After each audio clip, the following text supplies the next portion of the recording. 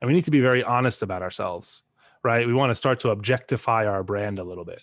So for example, what are the things that you're really good at, right? What are the things that you need to work on?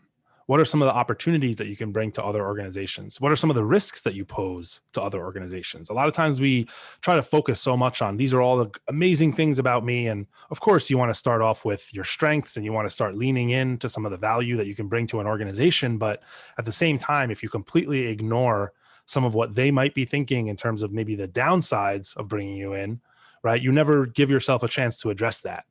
And it's much more powerful if you're the one who brings it up, right? I call it almost like addressing the elephant in the room, right? If you know that there's a big gap in your resume, or there's an industry that you don't have experience in, or there's a skill that you're lacking going into a job role, right? You don't want them to bring it up, or even worse, you don't want them not to bring it up. And then you end up losing the offer and you don't know why. So the earlier you can actually bring up some of these things in the interview process and really dive into them and figure out if it's an actual barrier, right? Is it something that's going to stop you? Is it an objection, or is it just a concern?